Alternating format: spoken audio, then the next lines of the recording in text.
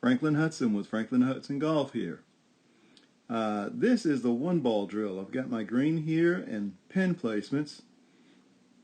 And what you want to do on this drill is use one ball at a time, and you're going to chip the ball onto the green, pick a hole, and then putt it in. And treat this as if you're playing around a golf. I would get a scorecard and go ahead and mark the first row for chips inside of 3 feet. Keep track of those. And then the next row would be for number of putts taken. And when I do this, I do 18 holes at a time.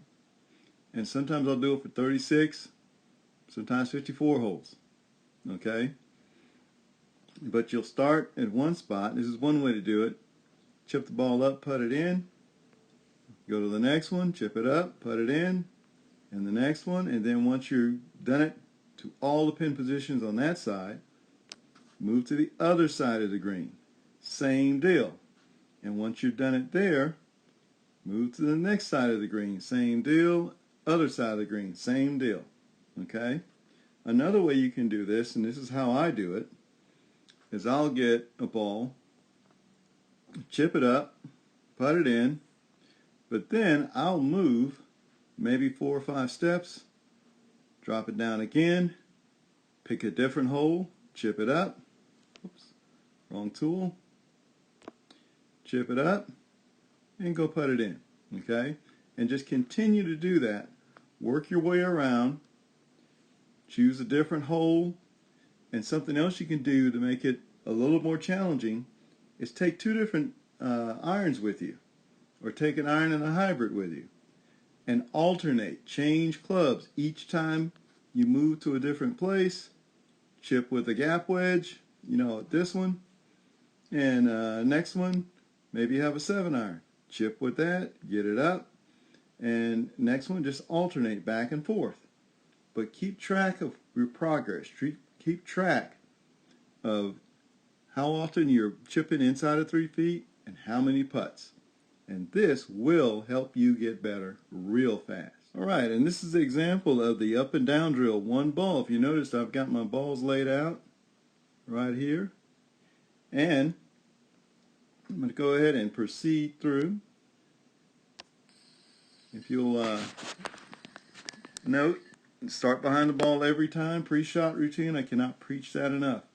And you should read your chips as if they're putts, because remember, you want that ball on the ground and rolling to the hole. Please make note of that. Every time you set up to a shot, pre-shot it, and when you're chipping, read it as if you're putting. Okay? It will help both parts of your game, the chipping and the putting. A little note of insight: an 8-iron. If you give it the same length stroke, same pace that you would with a putt, the ball will tend to go the same distance as if you're putting it. And that's pretty much true with a 7. Let's tend to go a little bit farther. Not so much with a 9 though. Okay? See, I didn't quite give that one enough gas. But as you're doing this, keep track of all your putts, whether you make or miss. And again, you want to stay in play mode and just advance that ball around the green, just like I'm doing there. But keep your brain in play mode. When I go to this next one, that last one didn't happen as far as I'm concerned. I'm just concerned about this next chip and getting the ball in the hole. Always chip to make it. That's my mindset. I'm chipping to make the thing. If I can get it in right there, almost, then I'm all the happier. Okay? So whenever you read these, again, read them like a putt. Make note of the green surface, how much you think the ball is going to break, the pace. You should have gotten the pace down with the speed control drill. And then go ahead